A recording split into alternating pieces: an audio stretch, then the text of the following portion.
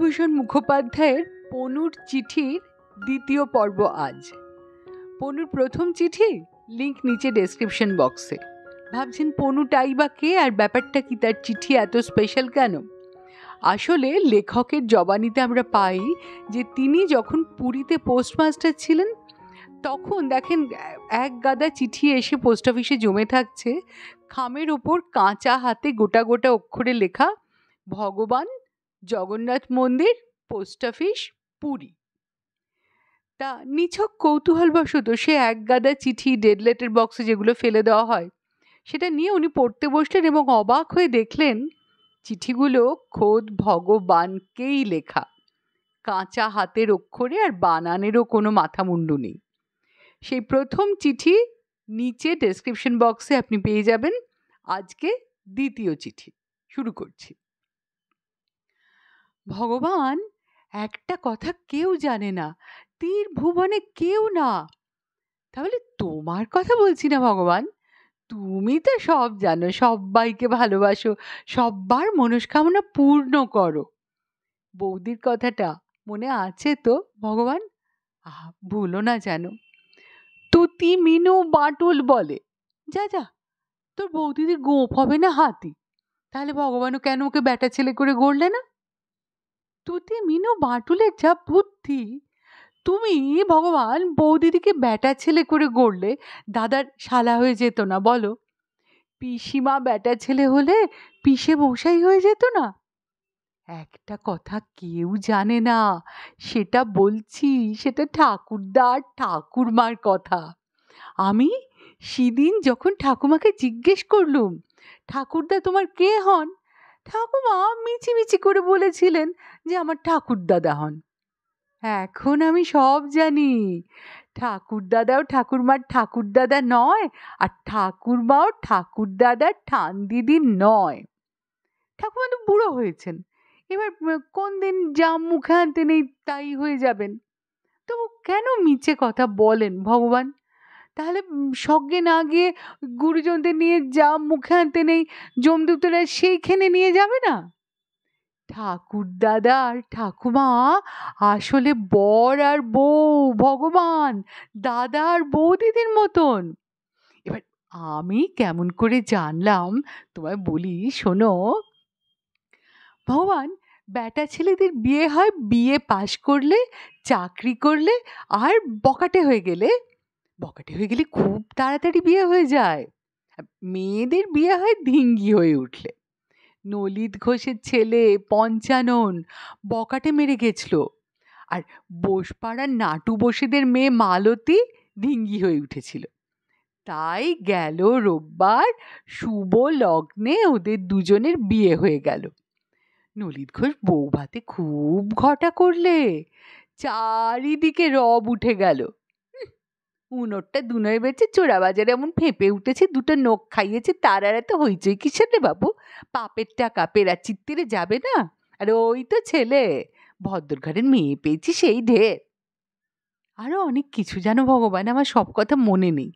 তুমি তো হাওয়ার মতন সব্বত্র যেতে পারো। আমাদের চণ্ডী মণ্ডপে সন্ধ্যের সময় একবারটি এসো না, মাছির রূপ ধরে, সব শুনবে। আমাদেরও সবার নেমন্তন্ন ছিল, বেটা ছেলেদেরও আবার মেয়েদেরও। সেবারে পাল চৌধুরীদের বাড়ি থেকে ফিরে পিসিমা বলেছিল, পোড়া কপাল, বড় লোকদের বাড়ি নাকি এবার নেমন্তন্ন খেতে যায়, গয়না দেখে খাওয়াবার ব্যবস্থা। তখনও বৌদিদির বিয়ে হয়নি জানো ভগবান, এখন বৌদিদির অনেক গয়না। তা সবাই বেটা ছেলেদের সঙ্গে খেতে গেল। আমি বৌদিদির পাশে বসবো বলে মেয়েদের সঙ্গে গেলুম। বৌদিদিও বলল, তাই চলো ঠাকুরপো। তারপর চুপি চুপি বললে, শোনো ঠাকুরপো, আমার যখন কিছু চাইবার ইচ্ছে হবে বলবো এই এর পাতে দাও, হ্যাঁ বেশ তো? ভগবান, কনে বউদের কখনো হ্যাংলার মতন আমার পাতে দাও বলতে আছে বলো? নজ্জা মেয়েদের ভূষণ নয়? কলেজ পড়া আধুনিকাদের খুঁড়ে খুঁড়ে নমস্কার তাই নয়? আমার সব কথা মনে নেই ভগবান, সবাই বলছিল। পিসিমা যখন বলেন তুমি একদিন মাছি হয়ে এসে শুনো না, আরো কি কি সব আছে, চারপো কলির আর বাকি কি বলো ভগবান। দিদির বয়সে পিসিমা দুটো ছেলেকে মানুষ করে তিনটেকে নিয়ে পড়েছেন, আর এখন দুটো পাস তিনটে পাস ঘেন্নায় মরি। তা সেদিন প্রথম ব্যাচটা ফসকে গেল। বৌদিদি আর দিদি, পঞ্চাননের বৌদিদি আর মিত্তিরদের পানু দিদি সবাই ছাতের একধারে গিয়ে নতুন বউয়ের নাক আর গয়নার পেটার নিয়ে গপ্প করছিল। ওদের সব ভাব আছে কিনা, আরও সবাই ছিল ভগবান, তাদের আমি নাম জানি না। এমন সময় মেয়েদের জায়গা হয়েছে বলে ডাক পড়ল। আগে নতুন বউয়ের নাকের নিন্দে করে পানু দিদি বললে, নাক দেখতে হয়তো পঞ্চাননের বৌদির, নাকের মতো নাক একখানা, নতুন বউ কি করে দাঁড়াবে জায়ের পাশে অমন একরত্তি বড়ির মতন নাক নিয়ে। তখন পঞ্চাননের বৌদি পানুদিকে বলল, আর তোমার নিজের নাক ভাই ঠিক বাঁশির মতন নয় ভাই, বলে আমার বৌদিদিকে জিজ্ঞেস করলে। বৌদিদি তাড়াতাড়ি বললে যে হ্যাঁ, পানুর মতন নাক এ তল্লাটে দেখা যায় না এক পঞ্চাননের বৌদিদি ছাড়া। তারপর পঞ্চাননের বৌদিদি বললে, আর তোমার নাকটিও চমৎকার ভাই, বেশ ঠিক হলো। পানু দিদি পাশ থেকে বলল, হ্যাঁ ঠিক টিয়ে পাখির ঠোঁটটির মতন। তারপর দিদির দিকে চেয়ে বলল, আর তোমার ননদের নাকটিও ফেলা যায় না। ওপাশ থেকে আরেকটা মেয়ে বলল, হ্যাঁ হ্যাঁ, যেন তিল ফুলটি তুলে বসিয়ে দিয়েছে কে। ওরা 8 জন ছিল জানো ভগবান, সবাই সব্বাইয়ের নাককে তিল ফুল বাঁশি টিয়ে পাখি বলে সুরুক্ষেত করতে করতে ওদিকে হুড় হুড় করে সব আসন ভর্তি হয়ে গেল। যা, তুতি মিনু বাঁটুল হলে না ভ্যাক করে কেঁদে ফেলতো। আমি কোনো মতেই কেঁদে ফেললুম না ভগবান। যখন নুচির গন্ধ বেরোলো আর ওদিকে অন্ধকারে সরে গিয়ে আমি চোখ দুটো টুক করে মুছে ফেললুম, আবার মুছে ফেললুম, আবার মুছে ফেললুম। নেমন্তন্ন বাড়িতে ভ্যাক করে কেঁদে ফেলতে আছে কখনো, ছি। তারপর পঞ্চাননের বৌদিদি বলল, এবার আমি ওদিকে যাই ভাই, খোঁজ পড়বে। চলে গেল। তারপর পানুদি বলল, দেখেছো কাণ্ড, নতুন যা হলো ছোট দেওরের বউ, তার নাক নিয়ে রে এত হিংসে, কি এমন খারাপ নাক ভাই। বৌদিদি বলল, ওনার মতন সবাই উঠ নাকি হতো তো বড্ড ভালো হতো। আর একজন বলল, তাই না তাই, নাক না খাঁড়া, মা কালী যেন উঁচিয়েই আছেন। সব খিলখিল করে হাসতে লাগলো। আমার এত আহ্লাদ হলো ভগবান, মনে মনে বললুম, হে মা কালী, হে মা দুর্গা, এদের সবাই আগেকার কথা ভুলে গিয়ে সব্বার নাককে ওই রকম বিচ্ছিরি বলুক, নারদ নারদ নারদ নারদ। এমন সময় যোগু এসে বলল, তোকে তোর দাদা বাইরে ডাকছে। জিজ্ঞেস করলুম, কেন রে? বললে, ওদের ক্লাবের সবাই ফার্স্ট ব্যাচে জায়গা পায়নি বলে ভয়ঙ্কর চোটে আছে, নলিত ঘোষকে রাবড়ি আর চিংড়ি মাছের কালিয়াতে ফেল করাবে। এক্সামিনে ফেল করা মানে 30-এর কম পাওয়া ভগবান, আর নেমন্তন্নর ফেল মানে একেবারে কিচ্ছু না থাকা। এক্সামিনে ফেল হয় মাস্টার এক চোখো হলে, আর নেমন্তন্নয় ফেল হলে যারা পরিবেশন করে তারা হ্যাঁ আনছি কত খাবে বলে না আর আসে না। তখন পান নিয়ে রাস্তায় যেতে যেতে সবাই খুব নিন্দে করে, বলে, অত নেমন্তন্ন না করলেই পারিস, অত বড় মানসি করতে গেলি কেন, আরও সব অনেক কথা। চণ্ডী মণ্ডপেতে উঠতে উঠতে গোঁসাই ঠাকুরদা বলে, ওরে শম্ভু, একটু বেশি করে তামাক সাজিস, কাল বড্ড খেয়েছি, হজম হয়নি এখনো। তারপর অনেক গপ্প হয়, সবাই খুব হাসে, আর আমাকে বলে, তোরা ছেলে মানুষ শুনতে নেই। তা দাদারা সেদিন খুব রেগে রেগে তাস খেলছিল। দাদা আমার দিকে চেয়ে বলল, পনু, তোকে একবার বাড়ি যেতে হবে। তারপর সবার দিকে চেয়ে বলল, কি বলে টাকাটা বের করা যায় বল দেখিন। সবাই তাই তো বলে মাথা দোলালো। তখন দাদাই বলল, হয়েছে, এই তুই বাবাকে বলবি দাদা বউয়ের মুখ দেখার টাকা দুটো হারিয়ে ফেলেছে, 2 টাকা চেয়ে পাঠিয়েছে।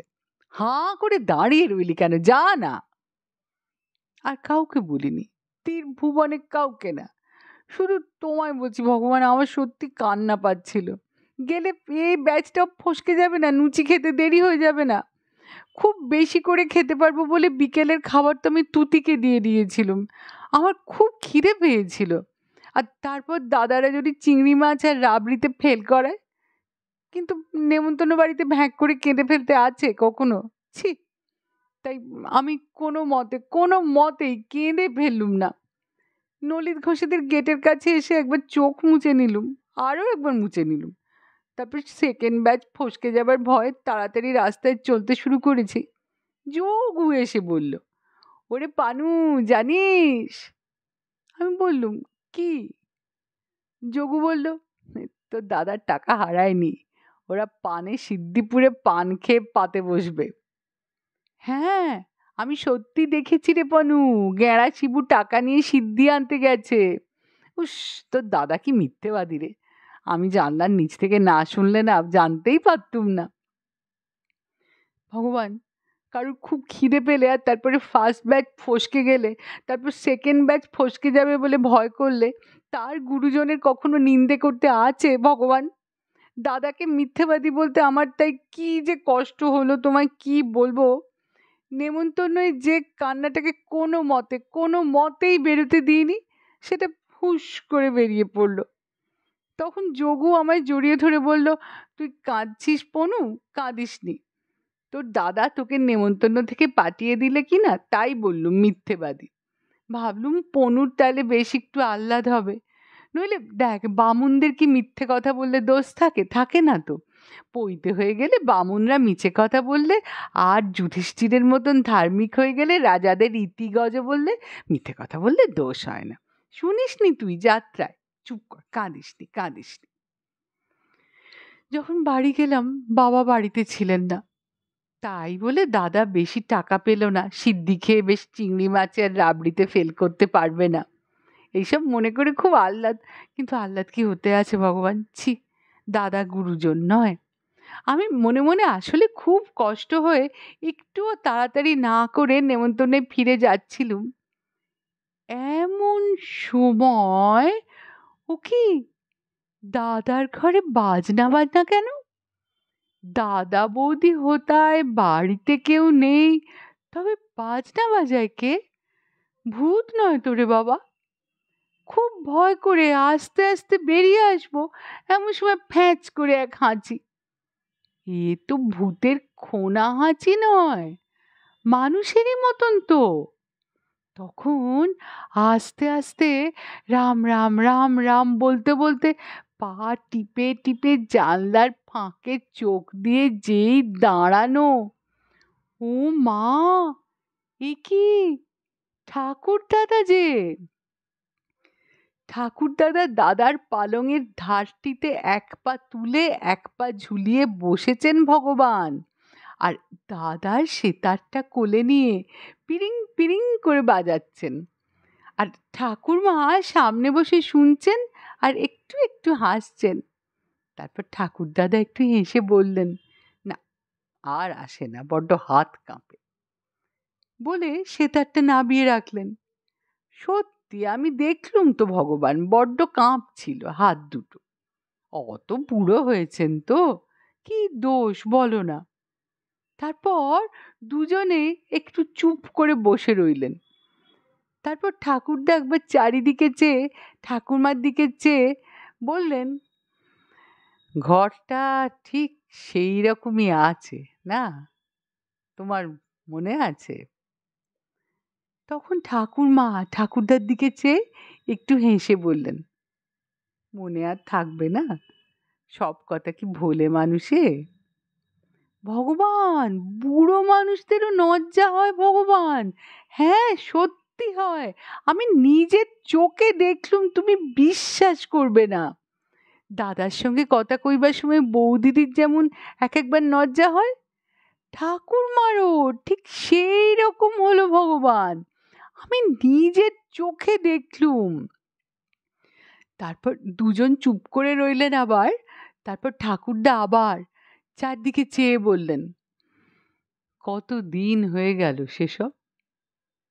ঠাকুরমা বললেন, হুম, তা হলো বই কি, এই ফাগুনে ঠিক 55 বছর পুরো হবে। দিন কি বসে থাকে গো। তখন ঠাকুরদা বললেন, "হুম, সে রাত্রিটার কথা তোমার মনে আছে কিনা জানি না, ফুলশয্যের রাত্রিটার কথা। আমি ঠিক এইখানটিতে বসেছিলুম। এমন সময় তুমি ঘরে ঢুকলে। নিজে কি আর ঢুকলে, 12 বছরের কোণে বউ নজ্জাতেই সারা। পেছন থেকে ঠেলে দিতে এক গলা ঘোমটা টেনে একটু এগিয়ে এসে দাঁড়িয়ে রইলে। এইবারে ভগবান ঠাকুরমা না ঠিক সেই রকম বৌদির মতো লজ্জায় হেসে বললেন, "হুম, নাও, অত খুঁটিয়ে নাকি মনে থাকে মানুষের?" তখন ঠাকুরদা বললেন, "কেন? আমার তো আছে, উঠে বসো না পালংটাতে।" ঠাকুরমা নিচে মোড়ায় বসেছিলেন। ভগবান বললেন, "কেন?" কিন্তু তারপরে উঠে বসে বললেন, "বাই একটা তোমার।" আবার দুজনে চুপ করে বসে রইলেন। তারপর ঠাকুরদা বললেন, "সেদিন কি ভাবতে পেরেছিলুম নাতি নাত বউ হবে আর ঠিক আমাদের এই পালংটিই দখল করবে?" ঠাকুরমা বললেন, "হুম গো, বেঁচে থাকলেই অনেক দেখান ভগবান।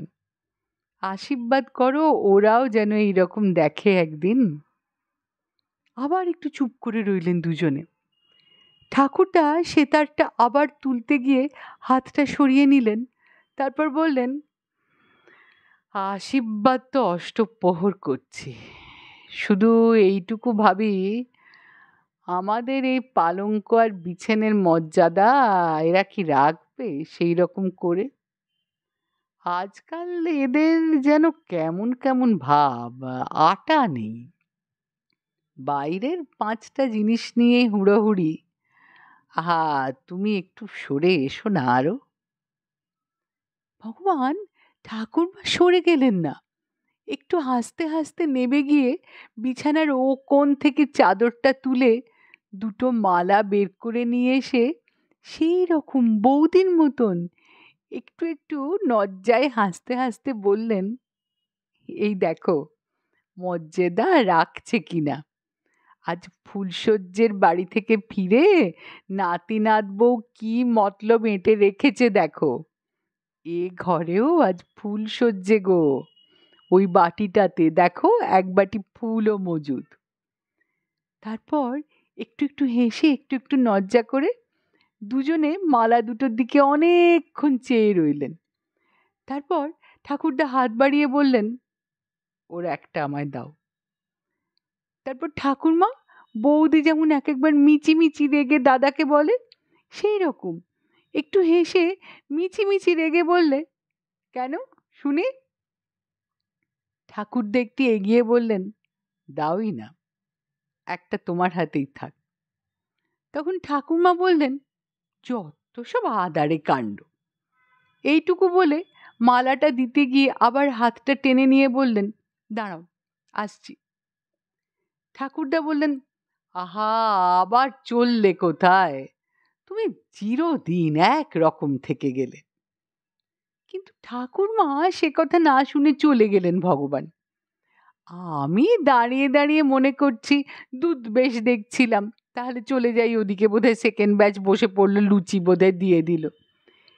এমন সময় ঠাকুরমা রাঙা পাড়ের শাড়ি আর মুখে বাঁধানো দাঁতটা পরে এসে দাঁড়ালেন। ঠাকুরদা বললেন, "ও, এই জন্য? তা ভালোই হয়েছে, দিব্যি মানায় তোমায় নতুন দাঁতে। এইবার মালাটা দাও আর এইখানটিতে এসে বসো সেই সেদিনটার মতন।" আর ঠাকুরমা বৌদিদির মতন একটু একটু লজ্জা করে, "যত আদারে কাণ্ড" বলে যেই এগিয়ে মালাটা দিতে যাবে ভগবান, অমনি যোগু ওদিক থেকে ডেকে উঠল, "পনু, তুই কতক্ষণ এসেছিস? ঘুমিয়ে পড়লি নাকি?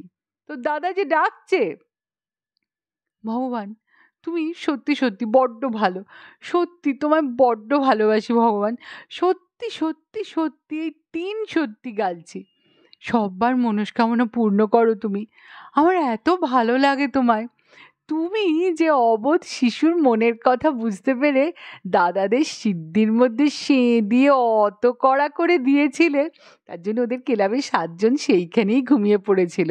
৫ জন পথ ভুলে বাড়ি চলে গেল, আর ১২ জনের মধ্যে ৪ জন আসনে গুম হয়ে বসে রইল, আর বাকি সবাই খালি হাসলো।